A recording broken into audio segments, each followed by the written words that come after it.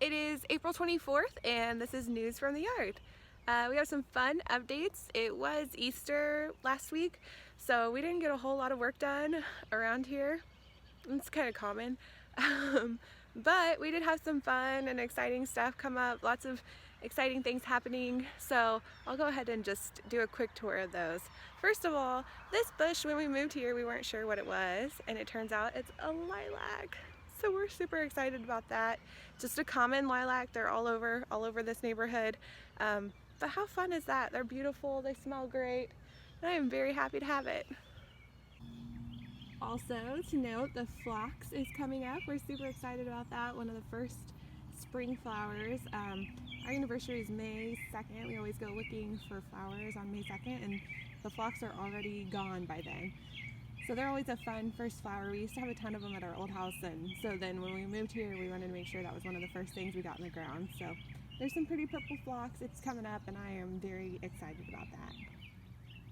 This is also very exciting. I talked about our azaleas, and I was really worried that they might be kind of pitiful and not doing a lot of good. But it turns out they're doing great. They're just beautiful. They're gonna come in and just be awesome. Last year, I thought that this one had died, but it hasn't. It's come back great and has these pretty red flowers. I am super happy about that. You can see weeds all through the garden.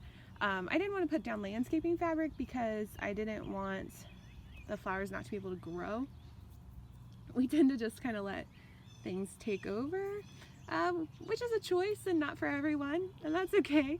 So what we're going to do instead is just bring in new mulch. So we'll bring in new mulch this year, get new mulch, and that'll help reduce the weeds. And I don't know, if we have a few weeds, I'm not super worried about it. But we just want to make sure that they had plenty of room to grow. We'll get these flower beds cleaned out. It'll look beautiful.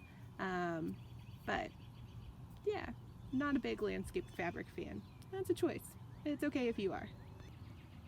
Another super exciting thing. These irises just went in last year, so we did not expect to get any blooms off these. When you transplant irises, we typically expect 2 years before we start to get any blooms. And this one is blooming, getting ready to bloom, and it looks like it's going to be a black one. I am so excited. If you've heard me joking about the Goth Garden, this will not be in the Goth Garden, but I love black flowers. Love them. So I'm really excited about those. Again, weeds everywhere, and it's fine. So there you go, pretty little black iris. I just love it so much.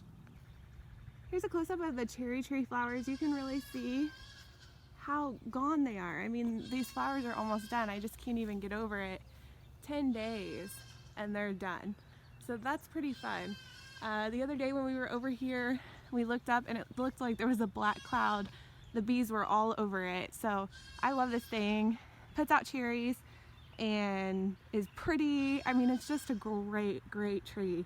So definitely worth trying to pull up some of those little seedlings and plant some more. If nothing else, they'll be good for the bees, and big fan of this tree.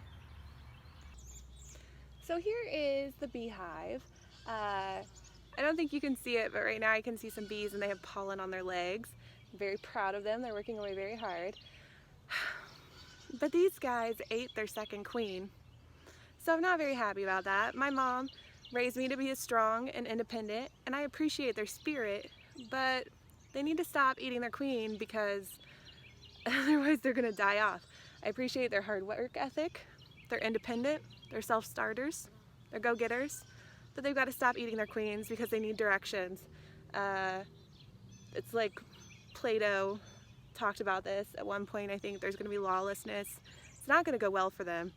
So they really need to quit. Sorry, one's flying around my head. Stop eating your queen.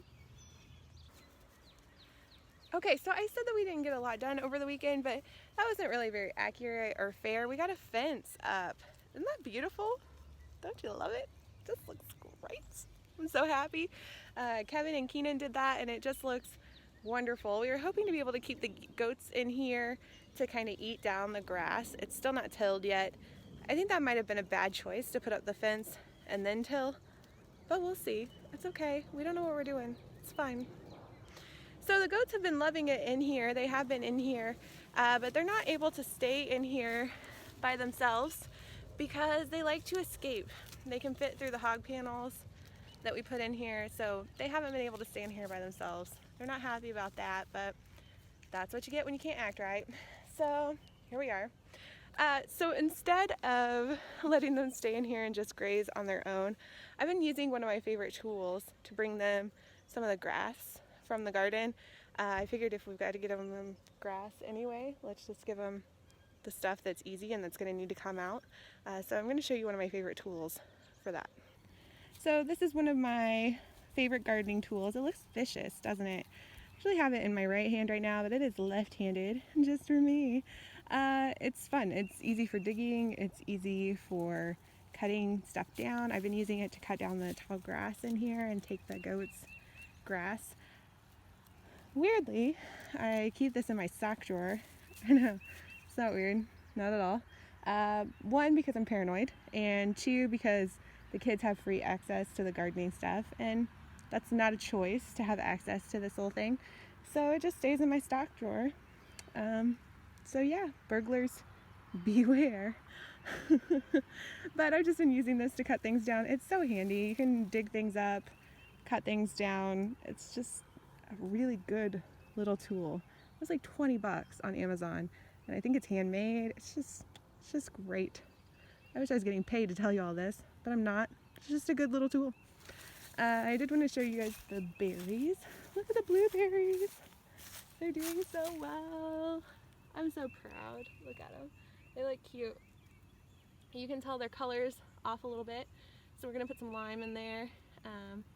Try and get their levels a little bit better. I might experiment by trying to change the color of the phlox out front.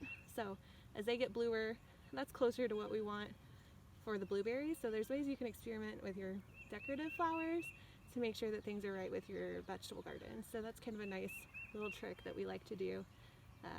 It's just trial and error, just figuring it out. Again, we have no idea what we're doing, so we just work on things and see what works.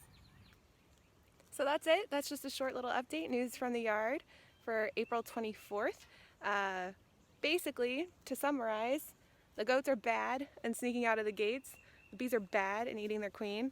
The chickens are good and well behaved and herd and eat out of your hands and are everything that I never wanted out of birds. So, not sure how they're the best behaved, but that's where we're at. Everything's going well, lots of flowers, everything grows super well in this yard, and we're enjoying it. So stay tuned for next week's update.